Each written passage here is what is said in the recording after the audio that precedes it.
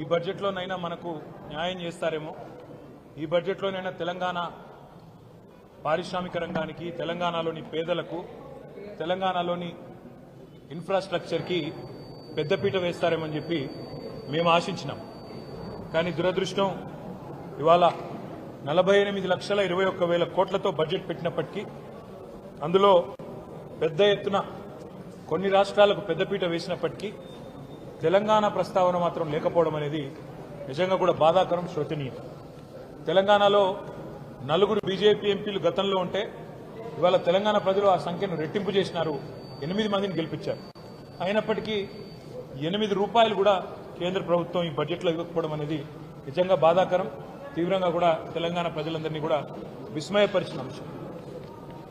Budget చూస్తూ ఉంటే ఇప్పటిదాకా నేను కామెంటరీ కూడా వింటా ఉన్నాను. ఇది కేంద్ర బడ్జెటా లేకపోతే బీహారు ఆంధ్రప్రదేశ్కు సంబంధించిన బడ్జెటా అనే విధంగా ఇవాళ చాలా మంది మాట్లాడుతూ ఉన్నారు. మాకేమీ ఆంధ్రప్రదేశ్కి ఇచ్చినందుకు బాధ లేదు. సాటి తెలుగు రాష్ట్రం, తప్పకుండా వారు బాగుండాలి, మంచిగా ఉండాలని కోరుకుంటోళ్ళం తప్ప వారికి నష్టం జరిగితే మేము కూడా బాధపడతాం. కానీ ఆంధ్రతో పాటు ఆంధ్రాకు ఇచ్చినట్టుగానే మీరు ఆంధ్రప్రదేశ్ పేరు చెప్పిన ప్రతిసారి ఏమన్నారు కేంద్ర మంత్రి గారు? ఆంధ్రప్రదేశ్ పునర్విభజన చట్టం అని మాట్లాడింది.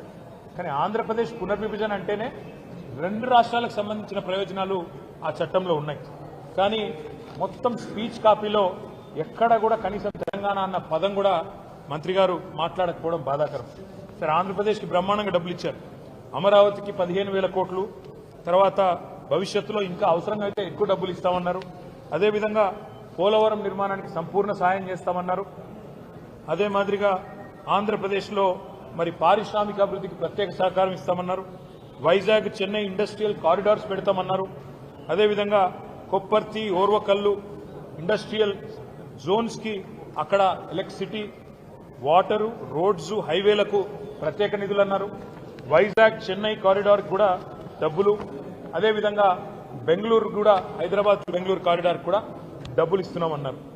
అదేవిధంగా ఆంధ్రప్రదేశ్లోని వెనుకబడ్డ ప్రాంతాలకు ప్రత్యేక ప్యాకేజీ అన్నారు. రాయలసీమ, ప్రకాశం, ఉత్తరాంధ్ర జిల్లాలకు ప్రత్యేక ప్యాకేజీ అన్నారు.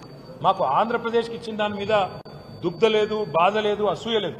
తెలుగు రాష్ట్రం, పక్క తెలుగు రాష్ట్రం బాగుపడితే సంతోషించటోళ్ళమే, తప్పకుండా స్వాగతిస్తాం ఆంధ్రప్రదేశ్కి ఇచ్చిన దాన్ని. కానీ కేవలం ఆంధ్రప్రదేశ్కు, బీహార్కు రెండింటికే ఇస్తూ మిగతా 26 రాష్ట్రాలను మరి చిన్నచూపు చూడడం అనేది నిజంగా బాధాకరం. ఆంధ్రప్రదేశ్ పునర్విభజన చట్టమని మీరే మాట అయితే చెప్పారు. ఆంధ్రప్రదేశ్ పునర్విభజన చట్టంలోనే 2 తెలుగు రాష్ట్రాల ఏర్పాటు కూడా ఉన్నది. తెలంగాణ ఉన్నది, ఆంధ్రప్రదేశ్ ఉన్నది. కానీ ఎప్పట్లాగానే మనకు 9.5-10 సంవత్సరాలుగా ఎప్పట్లాగానే ఇచ్చినట్టు ఈసారి కూడా గుండు సున్నానే ఇచ్చింది కేంద్ర ప్రభుత్వం.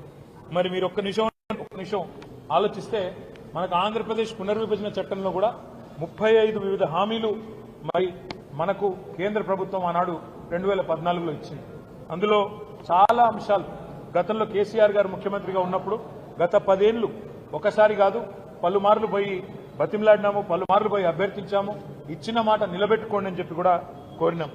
ములుగులో గిరిజన యూనివర్సిటీ కేటాయించాలి మనకు పునర్వ్యవస్థీకరణ చట్టం ప్రకారం. కానీ పేరుకేదో యూనివర్సిటీ ఇచ్చినట్టు గతంలో ప్రకటించారు తప్ప ఇప్పటి వరకు డబ్బులు కేటాయించలేదు. బయ్యారంలో ఉక్కు కర్మాగారం పెడతాము steel authority of India limited ద్వారా అన్నారు. ఇప్పటి వరకు దానికి మోక్షం లభించలేదు. ఈ బడ్జెట్లో కూడా దక్కింది గుండు సున్నా. కాజీపేటలో రైల్ కోచ్ ఫ్యాక్టరీ అన్నారు, అది కూడా హులెక్కైంది. అది కూడా ఇవాళ రైల్ కోచ్ ఫ్యాక్టరీ పోయి ఒక వ్యాగన్ రిపేర్ షాప్ పెడతామని చెప్పడం బాధాకరం. 9 ఏళ్లుగా ఆనాడు కేసీఆర్ గారు ప్రధానమంత్రి గారిని, కేంద్ర మంత్రులను పలుమార్లు కలిసి మా రాష్ట్రానికి కొత్త విద్యా సంస్థలు ఇవ్వండి, ఐఐఎం ఇవ్వండి, ఇండియన్ ఇన్స్టిట్యూట్ ఆఫ్ మేనేజ్మెంట్ ఇవ్వండి, నేషనల్ ఇన్స్టిట్యూట్ ఆఫ్ డిజైన్ ఇవ్వండి, ఐఐఎస్ఈఆర్ ఐసర్ ఇవ్వండి, నవోదయ కేంద్రీయ విద్యాలయాలు ఇవ్వండి అని పలుమార్లు కోరినాం. దాని మీద కూడా ఒక్కటంటే ఒక్క విద్యా సంస్థ కూడా ఇప్పటి వరకు మంజూరు చేయలేదు. ఈ రోజు బడ్జెట్లో కూడా చేయలేదు. కేంద్ర బడ్జెట్లో పారిశ్రామిక కారిడార్లు ఇవన్నీ కూడా చెప్పారు ఇతర రాష్ట్రాలకు సంబంధించి. అదే తెలంగాణలో మరి హైదరాబాద్ నుంచి వరంగల్ కానీ, హైదరాబాద్ నుంచి రామగుండం కానీ, హైదరాబాద్ నుంచి బొంబాయి పోయే రోడ్డు కానీ, హైదరాబాద్ నుంచి విజయవాడ పోయే రోడ్డు కానీ ఇవన్నీ కూడా ప్రముఖమైన పారిశ్రామిక కారిడార్లుగా ఏర్పాటు చేయాలని, 6 వివిధ కారిడార్లు ఏర్పాటు చేయాలని చాలాసార్లు కోరాం. దాని మీద కూడా స్పందన లేదు. మెగా పవర్ లూమ్ క్లస్టర్ కావాలని చెప్పి సిరిసిల్లలో అడిగాం, దాని మీద కూడా స్పందన లేదు. అదేవిధంగా కొత్త హ్యాండ్లూమ్ క్లస్టర్స్ కూడా మంజూరు చేయాలని చెప్పి కూడా గతం నుంచి కోరుతున్నాం. దాని మీద కూడా స్పందన లేదు. తెలంగాణ ప్రభుత్వం రేవంత్ రెడ్డి గారి నాయకత్వంలో మన చాలా మంది చాలాసార్లు ఢిల్లీకి పోయి అక్కడ మంత్రులను కలిసినట్టుగా కూడా వార్త, కానీ ఒక్కటంటే ఒక్కటి కూడా వీళ్ళు చెప్పింది వాళ్ళు వినిపించుకున్నట్టయితే కనబడడం లేదు. రీజనల్ రింగ్ రోడ్డు కానీ, రాష్ట్రాలకు ముఖ్యంగా తెలంగాణకు ఉపయోగపడే హైవే విస్తరణ కానీ, కనెక్టివిటీ ప్రాజెక్టులు కొన్ని తప్ప ఎక్కడ కూడా పెద్ద మొత్తంలో అయితే ఇచ్చిందేం లేదు. మొత్తంగా చెప్పాలంటే తెలంగాణకు ఈ బడ్జెట్లో మళ్ళొక్కసారి దక్కింది పెద్ద గుండు సున్నా. నేను తెలంగాణ ప్రజలు అందుకే ఆలోచించాలని చెప్పి వారిని విజ్ఞప్తి చేస్తా ఉన్నా. మొన్న జరిగిన పార్లమెంట్ ఎన్నికల్లో 16 స్థానాలు 8 కాంగ్రెస్ పార్టీకి, 8 భారతీయ జనతా పార్టీకి మీరిచ్చారు. ఇవాళ అదే 16 స్థానాలతో చంద్రబాబు నాయుడు గారు శక్తి బలంగా ఉంటే ఏం సాధించుకోవచ్చో సంకీర్ణ ప్రభుత్వంలో చూపెడతా ఉన్నారు. 15,000 కోట్లు ఒక్క ఏపీ క్యాపిటల్ డెవలప్మెంట్ కి ఆయన తీసుకుంటున్నారు. అదేవిధంగా బీహార్కు 26,000 కోట్ల రూపాయలు కేవలం రహదారుల కోసం మాత్రమే ఇచ్చినారు. కానీ తెలంగాణకు 16 మంది సభ్యులున్న 8 మంది కాంగ్రెస్ వాళ్ళు, 8 మంది బీజేపీ వాళ్ళు దక్కింది మాత్రం గుండు సున్నా. అందుకే స్వీయ రాజకీయ అస్తిత్వమే తెలంగాణ కెన్నటికి రక్ష.